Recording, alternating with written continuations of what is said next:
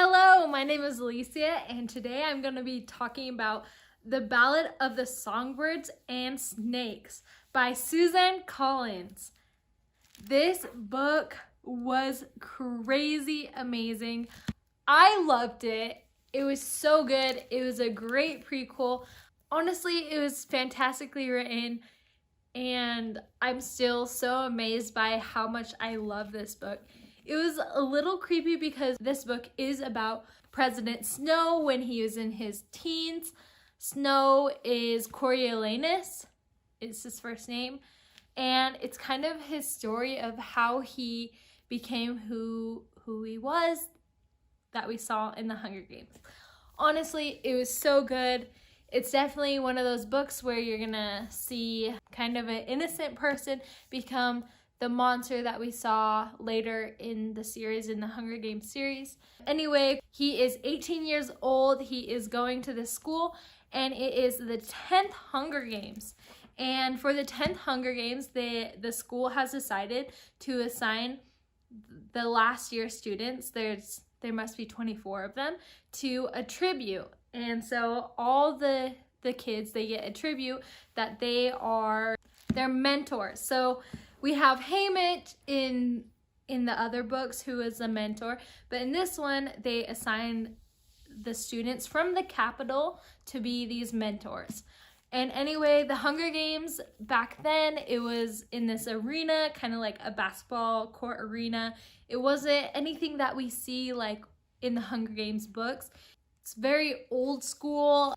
It's kind of like they just put a bunch of kids in a cage and they expect them to kill each other. Like, there's not a lot to it. There's one camera. It's very low tech. And so basically they're doing this mentorship so they can see if there's any ideas, how to make the Hunger Games better, how to get people to watch it, because apparently people didn't really watch it that much.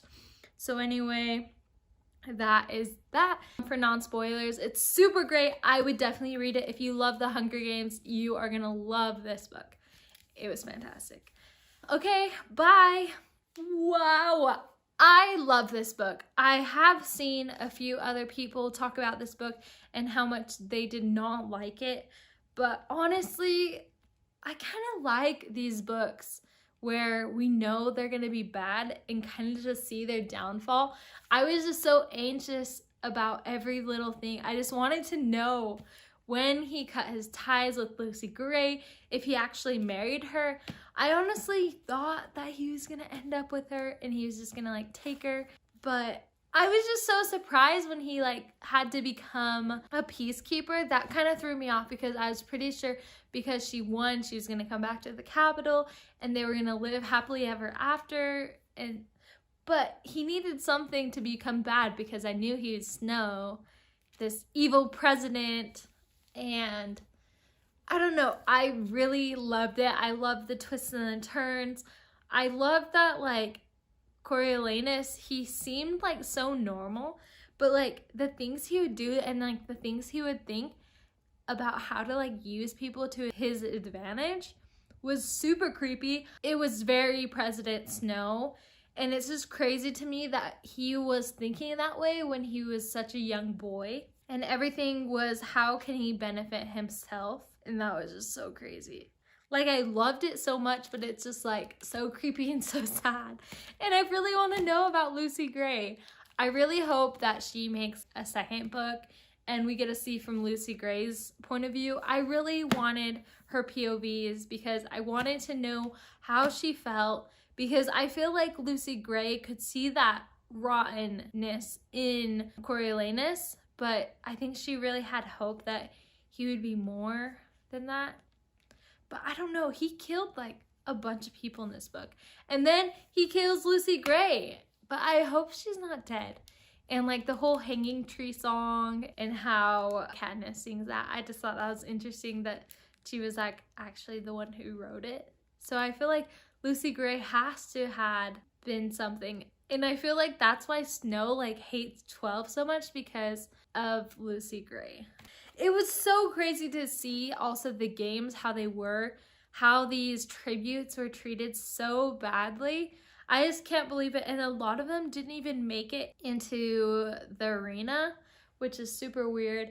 And the arena, for me, it was really hard to picture the arena, but I don't know, because the arena seems so simple. It like has stands in it because of the attack and stuff, and it just kind of seems like it's like a basketball court, but now there's like tunnels because of the attack and all that stuff.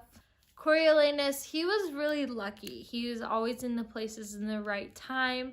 At the end of the book, when Sejanus's parents take him in, I'm literally like disgusted because he still like can't get over the fact that they're like from the districts. They like take him in, they're super rich, they like love him like a son, and he still thinks so bad of them.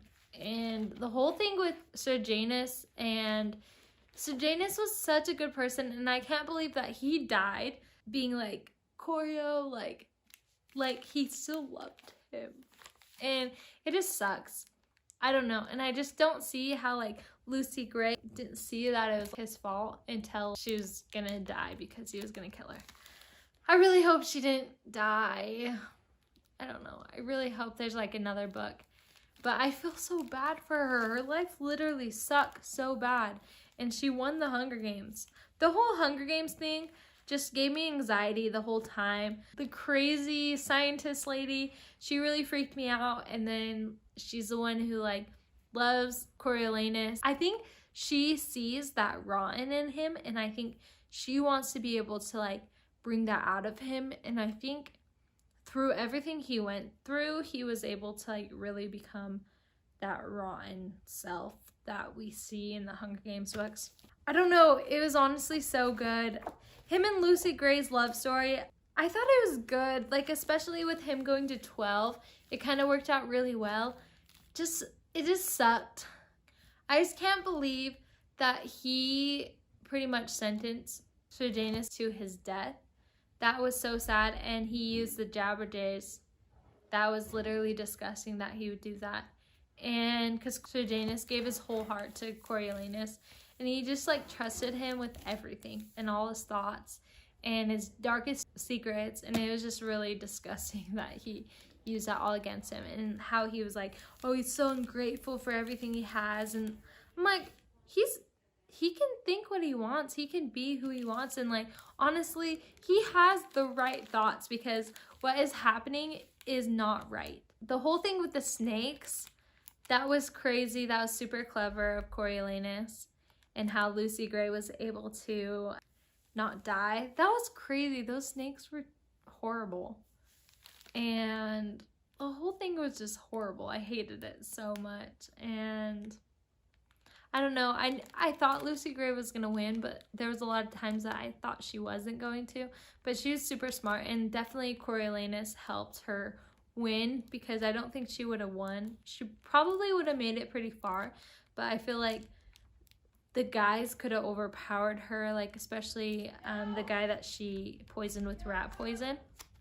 So at the very end with Dean Highbottom, and he literally poisons him. That was messed up.